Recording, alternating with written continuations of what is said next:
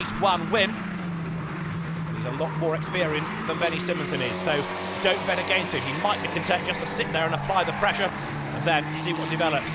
45 there, turning his way through Island Bend is Josh Wakefield, and right up behind him in 77 is Jason Greatrex, multiple Fiat Racing Challenge champion with things like Fiat Unos and Fiat Puntos, and the Welshman here racing at this level really for the first time, making the move now up towards Britain. He did have a year in the new shape minis in the national level Great and British package, but here at international level supporting F3 GT as a couple of the Trofeo Abarth rounds will. Jason Greatrex going pretty well in the Red Line Racing run car.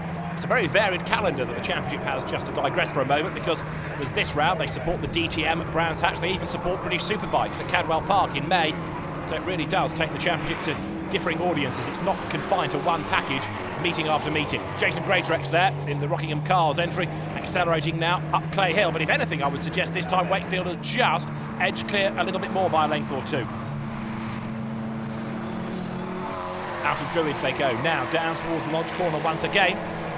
But Jason Greatrex, despite his experience, he's been racing for many, many years now, is not really being able to stay on the tail of the less experienced Josh Wakefield, who then locks up, look, coming into Lodge Corner, loses the back of it. He managed to avoid the barriers, but he's lost that place.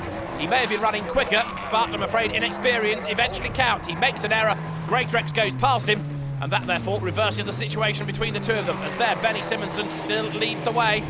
Gareth Howell is chasing after him. He's not dropping away, but nor is he darting around looking for a way past. Simonson has got to soak up this pressure to the end of the 30 minutes of racing. There's a replay, though, of how Wakefield didn't soak up pressure, because even though Jason Greatrex wasn't right on his tail, just a tiny lock-up under braking sent the car offline. Josh Wakefield tried to catch it, but the damage was done. The back had got away from him. Thankfully, he avoided anything solid. The car sprints back towards the tarmac, a place lost though to Jason Greatrex. The two race leaders come now out of Druids. They're not quite nose to tail, but Gareth Howell is there shadowing everything Benny Simonson does. Is he going to be able to make a move at Lodge Corner? Does he want to make a move? Is he going to leave it till the last lap? What's significant about this as well is the way that Ben Winrow is still struggling to catch up to them in third place. After the way that he went in qualifying to take pole position, everybody thought Winrow was going to be the man to beat because he was over a second quicker than everybody else. But certainly in this race, he has struggled to match the pace of here, the top two. Simonson into Earl Hall, and he gets sideways. Is he going to hang on to it? Hits the curb then.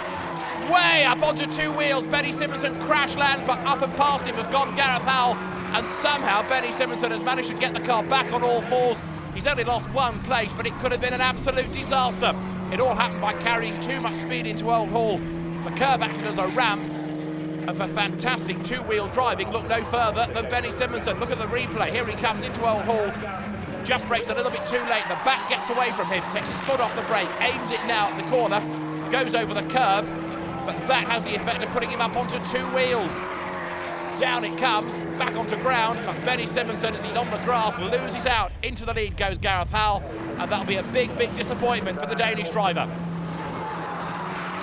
In the meantime, the next battle at Old Hall, 77 Jason Greatrex has been caught again, look, by Josh Wakefield. Wakefield, recovering after his error at Lodge Corner, is right back on the tail of the Welsh driver. Can he go through on the inside? There's a gap on the inside at Cascades, but he's not quite able to take advantage, or is he? Yes, he is!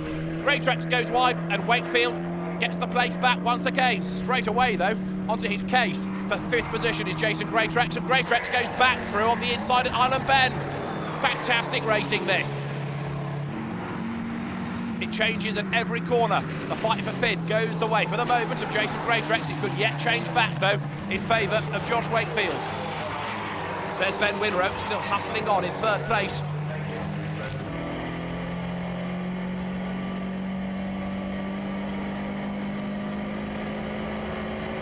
On board with the Pyro Motorsport driver now as they go up towards Druids. Now, what can he do about the two ahead of him? He's struggling just a little here. The gap is slightly disfigured in as much as he's closer to Benny Simonson because of Simonson's moment rather than by Winrow's outright pace. Down they come towards Lodge Corner.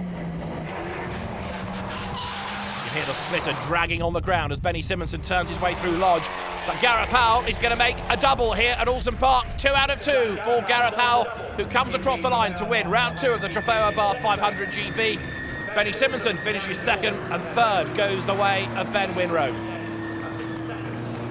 The gap between the top two, 4.7 seconds at the end, but that hardly really tells you how good a race it was between Howell and Simonson. Fourth goes to Charlie Butler-Henderson, and this is fifth with a corner to go. Jason Greatrex is just ahead of Josh Wakefield as they sprint their way now up towards the line, and Jason Greatrex is just going to hang on, or is he? Because they come across the line with only a couple of tenths apart. Greatrex fifth, and Wakefield is sixth. Well, there is confirmation of the result. It's another win for Gareth Howell, but part of that was thanks to the acrobatics of Benny Simonson.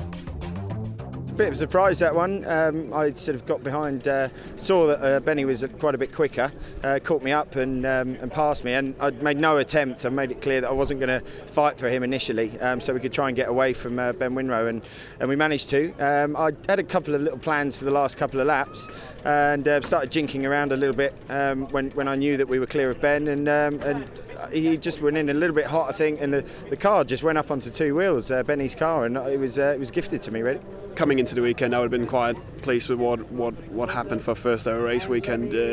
At the moment, quite disappointed leading most of the race and then losing at the end. So, tough luck.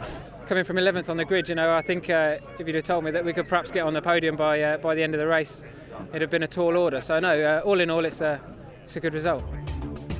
Great weekend though for Gareth Howell. He leaves Oulton Park as the championship leader. Benny Simonson, first weekend of car racing, ran second, and Charlie Butler-Henderson, after a third and a fourth, is third in the points. Next stop for the Trofeo Abarth 500 GB, Silverstone on the full Grand Prix circuit.